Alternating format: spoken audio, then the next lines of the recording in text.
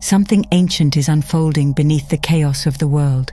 You can sense it, a subtle yet undeniable movement beneath politics, beneath the markets, beneath the endless stream of headlines. The stage you see before you is not the true battlefield. The real war is spiritual. It is not fought with weapons, but with ideas, emotions, and vibrations. And it has already begun. The so-called elite are not merely the wealthy or the powerful in a material sense. They are the custodians of ancient knowledge, those who understand the architecture of consciousness and use that understanding to shape humanity's collective perception. Their goal is not simple domination. It is the gradual reprogramming of the human soul, the final phase in a long game designed to control the evolution of consciousness itself. The spiritual endgame is a battle for awareness, an attempt to determine what humanity becomes in the next stage of its development. For centuries, civilizations have been guided, misled, and molded by forces claiming authority over truth. These forces wear many masks: governments, corporations, scientific authorities, and even spiritual institutions. But behind them operates a deeper intelligence, one that has always known that controlling reality begins by controlling belief. The endgame is not the enslavement of bodies, but of minds. Once thought itself is domesticated, rebellion becomes impossible, because no one remembers what freedom truly feels like. The elites understand spiritual law. They know that human consciousness is the creative force of the universe. What you believe, you create. And so, they have engineered a world that keeps belief locked in limitation. They cultivate dependency on systems that promise safety, but deliver obedience. The human being, once a luminous creator, has been conditioned to see himself as a consumer, a worker, a number in a system too vast to question. That illusion serves their purpose perfectly, for a being that forgets its divinity will beg for the chains that keep it safe. The spiritual endgame aims to perfect that forgetfulness, to ensure that humanity no longer even suspects it has been hypnotized. To achieve this, the elite manipulate the three pillars of human consciousness: thought, emotion, and will. Through information and ideology, they shape what people think. Through fear and desire, they control what people feel. And through systems of distraction and dependency, they determine how people act. The result is a human being fragmented from within, constantly seeking validation, chasing pleasure, and avoiding stillness. A being so outwardly focused that he forgets his inner authority. The modern world was built precisely to maintain this imbalance, an environment that stimulates endlessly but nourishes nothing.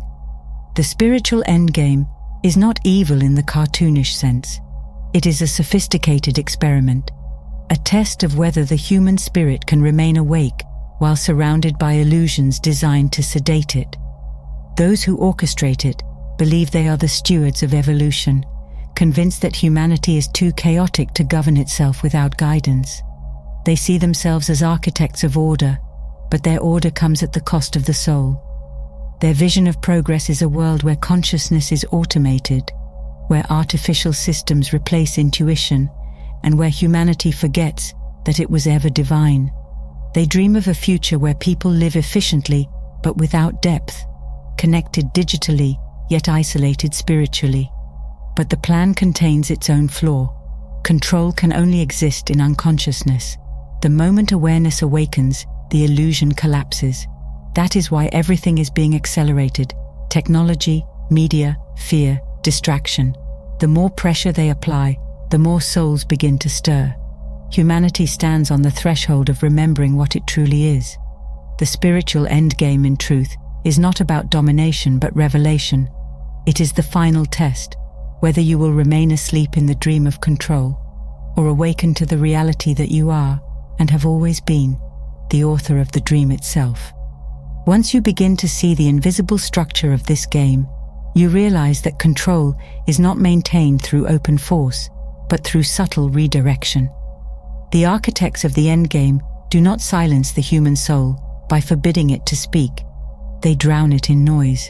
What they have built is not merely a world of material dependence, but a labyrinth of constant distraction. Every sound, every image, Every notification competes for your attention, and attention is the most sacred currency of consciousness. Those who command it, command creation itself. That is why the elite have turned distraction into an empire.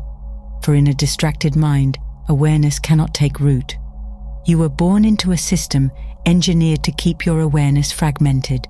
Endless streams of information, entertainment, and outrage ensure that you never dwell long enough on anything to uncover its truth. The mind becomes addicted to novelty, mistaking stimulation for meaning. Each swipe, each click, each headline creates a small burst of satisfaction that keeps you trapped in a feedback loop, restless, reactive, and easily directed. The purpose is not to inform you, but to exhaust you. When your energy is scattered across 1,000 impulses, you have none left for the only revolution that matters, the inner one. And that is exactly how the game is won. By keeping humanity too distracted to look inward, too overstimulated to remember silence, too entertained to awaken. Even memory itself is under siege. A culture obsessed with speed forgets what came before. The past is rewritten or erased until only the present remains, a present filled with noise but devoid of meaning. When a person loses connection to memory, they lose the continuity of self. They live as fragments, disconnected moments reacting to external stimuli, rather than a soul unfolding through time. The elite understand that a person without roots is easier to move, easier to shape, easier to sell an identity to. In the architecture of distraction, history becomes irrelevant, and identity becomes a commodity. The human being, once the author of his destiny, becomes a spectator scrolling through illusions. But silence is still possible, and therein lies the key. Between two thoughts, in the pause between distractions, awareness waits patiently to be remembered. It is in that stillness that you reclaim your sovereignty. The spiritual endgame cannot touch a mind anchored in presence. Those who learn to master attention dismantle the system from within, because attention is the gateway through which the divine re-enters the human experience. When enough souls remember how to direct it consciously, the architecture of distraction collapses under its own emptiness. For no power can sustain itself once the mind it feeds upon chooses to awaken.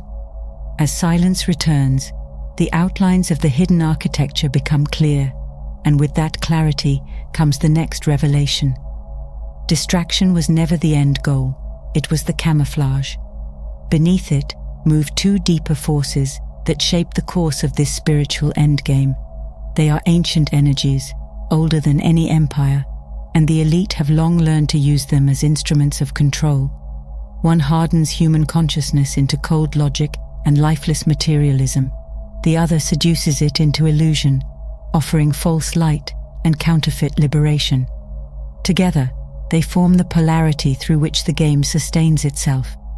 Humanity is kept swinging between these extremes, never grounded, never whole. The first force is the empire of matter. It whispers that only what can be measured is real, that your worth is your wealth, your intelligence is your data, and your purpose is productivity. It hides its tyranny beneath the mask of progress and science, while quietly draining the soul from every human endeavor. Those who serve this current, whether knowingly or not, build systems that worship efficiency and mock meaning. Technology, economics, and medicine are shaped into tools of reductionism, convincing you that consciousness is just a chemical spark and that freedom is an illusion. The result is a humanity that feels empty but cannot name why, a civilization that builds towers into the sky while forgetting the heavens within. The second force operates in the opposite direction, yet serves the same master. It offers escape instead of awakening. It whispers that the world is a prison to be fled, that pain can be transcended without understanding, that enlightenment can be bought, borrowed, or downloaded. Through false spirituality, the elite market transcendence as a lifestyle, turning divine awakening into an industry. You are told that you are already free, that no inner work is needed, that bliss is a product to consume rather than a state to earn. This illusion keeps seekers hovering above the earth, floating in abstract light while the world below continues to decay. The more people chase this hollow transcendence, the less they transform themselves or their reality. And so the two forces, material enslavement and spiritual deception, work as one. One binds the human being to matter, the other dissolves their will into fantasy. Between these two illusions, the soul loses its balance. The spiritual endgame is not merely about controlling society, it is about controlling evolution itself, halting the natural ascent of consciousness by replacing true growth with imitation. Yet within this manipulation lies a paradox. Once you recognize the pattern, its power dissolves. Awareness is the great neutralizer. When you see the trick, you step outside of it. And from that moment forward, neither force can touch you, because truth itself begins to awaken through you. Once you recognize the dual illusion that binds humanity, you begin to see that the final battleground is not out there, it's within. The spiritual endgame depends entirely on unconscious participation. Its power survives only through your forgetfulness. The moment you remember what you are, the entire structure begins to tremble.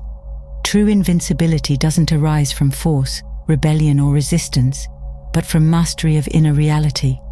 The elites have no defense against a soul that knows itself, because such a soul no longer reacts, it creates. The awakening of even one fully conscious individual weakens their entire design, for awareness spreads like light, and light requires no permission to shine. Inner mastery begins with attention. Concentration is the first act of defiance against the machinery of distraction. Choosing a single thought, a single object, and holding it in awareness for even a few minutes begins to reverse years of programming. You reclaim command over your mind, one moment at a time. From concentration comes clarity, from clarity, will. And once will is reclaimed, manipulation collapses. For when your will aligns with your essence, you are no longer a pawn in another's game. You become a creator, standing in the center of your own universe. That is the first step towards spiritual invincibility, learning to direct energy consciously instead of unconsciously serving the systems that harvest it. The second step is stillness. Amid chaos, you cultivate peace, not as withdrawal, but as the power to remain unmoved. When the outer world screams for your reaction, silence becomes your fortress. Within that silence, you discern what is real from what is artificial. Every emotion is examined, every impulse observed. You begin to recognize which thoughts are yours and which have been planted. This discernment is the armor of the awakened. It cannot be bought, it cannot be simulated, and no propaganda can penetrate it. In stillness, you become transparent to truth, and truth dissolves illusion effortlessly. Yet the path does not end in solitude. The spiritual endgame isolates, but awakening reconnects. When conscious souls come together, not as followers or believers, but as free individuals united by awareness, a new frequency begins to pulse through the collective field. This vibration cannot be controlled because it operates on a higher plane of intelligence. It manifests as courage, compassion, and creative action. It speaks truth into systems of deception and plants seeds of light within every darkened place. Such unity, born from freedom rather than fear, is the end of the elite's design. For no plan can survive in a world of beings who have remembered their divinity and are no longer content to be spectators in the unfolding of creation. You were never powerless. You were only persuaded to forget. Every fear you overcome, every illusion you dissolve, every truth you live, it all strikes at the heart of the deception. The so-called elite have built empires on your sleep, but your awakening ends their reign. You don't need to destroy their world. You only need to stop feeding it. The spiritual endgame has begun, yet its outcome lies in your hands. Refuse to be fragmented. Refuse to be distracted. Remember what you are: consciousness made flesh, light in motion, the eternal observing itself through human eyes. No machine, no doctrine, no fear can touch that essence. When enough remember, the spell breaks, and the world, once veiled by illusion, reveals its true face. The elite have plans, but consciousness has destiny, and that destiny begins the moment you remember who you are.